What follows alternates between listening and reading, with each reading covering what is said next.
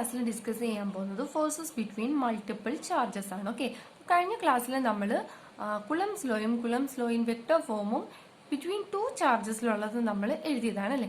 ഇന്ന് നമ്മൾ ഡിസ്കസ് ചെയ്യാൻ പോകുന്ന മൾട്ടിപ്പിൾ ചാർജസ് ഉണ്ടായാൽ അവിടെ എക്സേർട്ട് ചെയ്യുന്ന ഫോഴ്സിനെ നമുക്ക് ഏത് പ്രിൻസിപ്പിൾ വെച്ച് നമുക്ക് ഡിറൈവ് ചെയ്തെടുക്കാം എന്നുള്ളതാണ് നമ്മൾ ഇന്ന് ഡിസ്കസ് ചെയ്യാനായിട്ട് പോകുന്നത്. ഓക്കെ, അപ്പോൾ നമുക്ക് ആ മൾട്ടിപ്പിൾ ചാർജസിനെ ഒന്ന് വരയ്ക്കാം.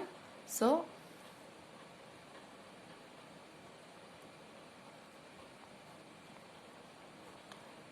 ഒറിജിൻ, ഓക്കെ, Q1 ഒരു ചാർജ്. ഓക്കെ, അപ്പൊ ഈ Q1 ചാർജിലേക്ക് ബാക്കിയുള്ള മൾട്ടിപ്പിൾ ചാർജസ് എക്സേർട്ട് ചെയ്യുന്ന ഫോഴ്സ് ആണ് നമ്മൾ റെപ്രസെന്റ് ചെയ്യാനായിട്ട് പോകുന്നത്. ഓക്കെ, അപ്പൊ അതുപോലെ Q2, next Q3, Q4, Qn, okay, etcetera Qn നമ്മൾ എഴുതി. അപ്പോൾ Q1, Q2, Q3, Q4, Qn നമുക്ക്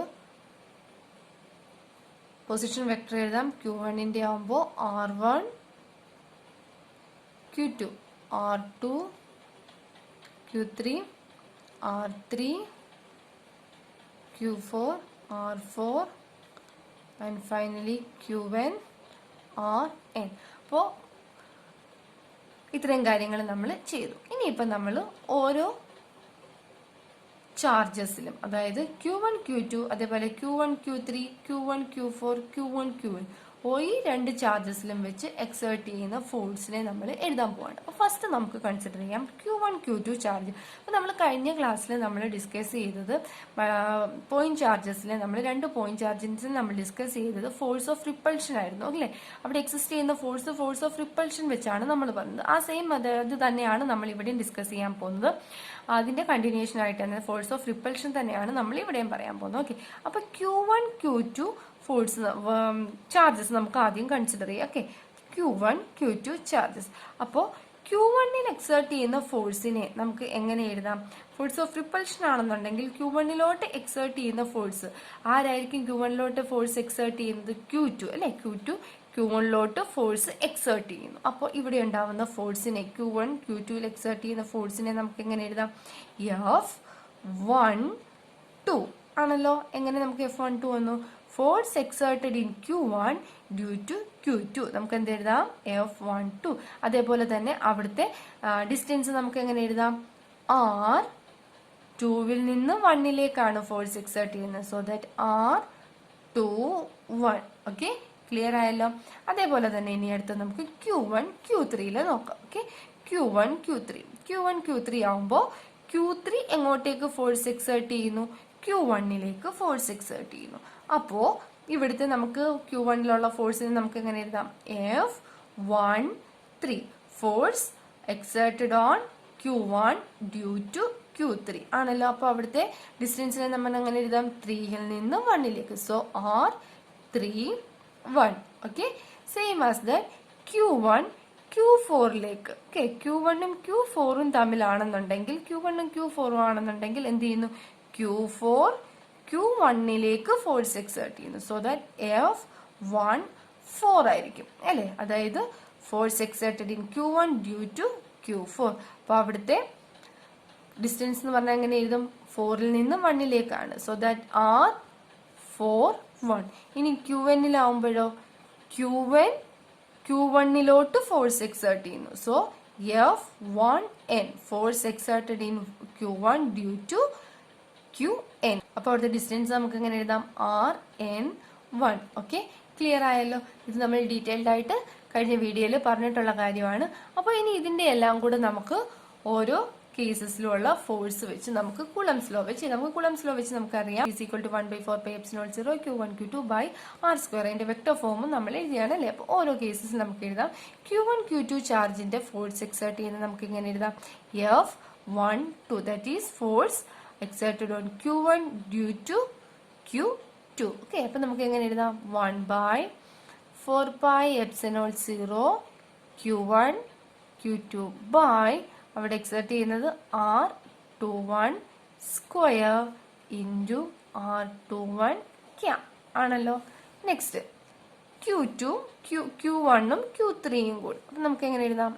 F13 ഈസ് ഈക്വൽ ടു എങ്ങനെ വരും?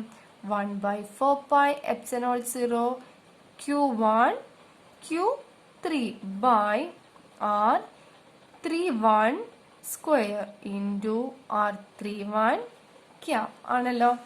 Same as that F14 is equal to 1 by 4 pi epsilon 0 q1 q4 by r41 whole square into r41 cap. Same as that F1n is equal to 1 by 4 pi epsilon 0 q1 qn by r n1 square into r n1 cap. Okay, അപ്പം നമ്മൾ എല്ലാ ചാർജസിൻ്റെയും ഫോഴ്സിനെ നമ്മളിവിടെ represent ചെയ്തു. When a number of charges are interacting, the total force on a given charge is equal to the vector sum of the forces exerted on it by all remaining charges, which is known as principle of superposition. അപ്പോൾ next നമ്മൾ ഈ principle of superposition വെച്ച് അല്ലെങ്കിൽ superposition principle വെച്ചിട്ട് നമ്മൾ ഇതിനെ എഴുതാൻ പോകണം. അതായത് സൂപ്പർപൊസിഷൻ പ്രിൻസിപ്പിൾ എന്ന് പറഞ്ഞാൽ എന്താണ്?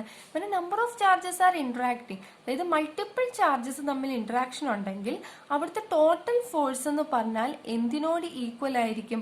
അവിടുത്തെ ബാക്കിയുള്ള റിമൈനിങ് ചാർജസിന്റെ ഫോഴ്സസിന്റെ, അതായത് ഇൻഡിവിജ്വൽ ഫോഴ്സസിന്റെ സമ്മിനോട് ഈക്വൽ ആയിരിക്കും എന്നാണ് എന്ത് പറഞ്ഞിരിക്കുന്നത്? Principle of superposition. When a number of charges are interacting, the total force on a given charge is equal to the vector sum of forces exerted on it by all remaining charges, which is known as the principle of superposition. Okay, അപ്പോൾ F1 എന്ന് പറഞ്ഞ ഒരു charge ഉണ്ടെന്നുണ്ടെങ്കിൽ ആ F1 എന്ന് പറഞ്ഞ ചാർജിലേക്ക് മറ്റധികം multiple ചാർജസുമായിട്ട് interact ചെയ്യുന്നുണ്ടെങ്കിൽ ആ F1 എന്ന് പറഞ്ഞ ചാർജ് എന്തിനോട് ഈക്വൽ ആയിരിക്കും? ആ മൾട്ടിപ്പിൾ ചാർജസിന്റെ ഫോഴ്സിന്റെ സമ്മിനോട് ഈക്വൽ ആയിരിക്കും. ഓക്കെ, അപ്പം നമുക്ക് Q1ലോട്ടാണ് ബാക്കി എല്ലാ ചാർജസും ഫോഴ്സ് എക്സേർട്ട് ചെയ്യുന്നതെന്ന് പറയില്ലേ. അപ്പോൾ Q1ൽ എക്സേർട്ട് ചെയ്യുന്ന ഫോഴ്സിനെ നമുക്ക് എന്തെന്ന് എഴുതാം? F1 അല്ലേ. അപ്പോൾ പ്രിൻസിപ്പിൾ ഓഫ് സൂപ്പർപൊസിഷൻ വെച്ച് നമുക്ക് എങ്ങനെ എഴുതാം? F1ൽ എക്സിസ്റ്റ് ചെയ്യുന്ന ഫോഴ്സ് എന്ന് പറഞ്ഞാൽ എന്തിനോട് ഈക്വൽ ആണെന്ന് പറഞ്ഞു?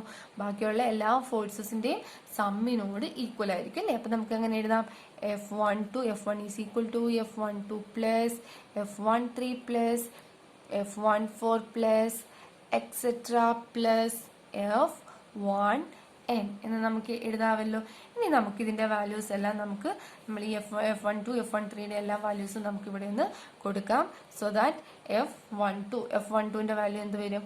1 by 4 pi epsilon 0 q1 q2 by r21 square into r21 cap അല്ലേ. അടുത്തതിനി F13യുടെ 1 by 4 pi epsilon 0 q1 q3 by r31 square into r31 cap plus 1 by 4 pi epsilon 0 q1 q4 by r41 square into r41 cap plus etc plus 1 by 4 pi epsilon 0 q1 qn by r n1 square into r n1 cap.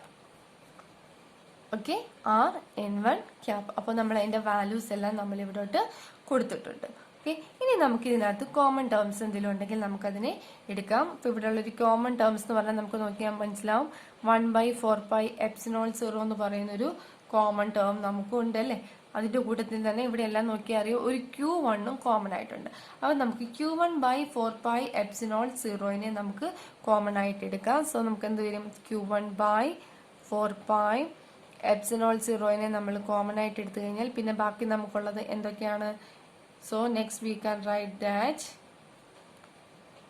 Q2 by R21 square into R21 cap plus Q3 by R31 square into R31 cap plus Q4 by R41 square into R4 1 cap plus etc.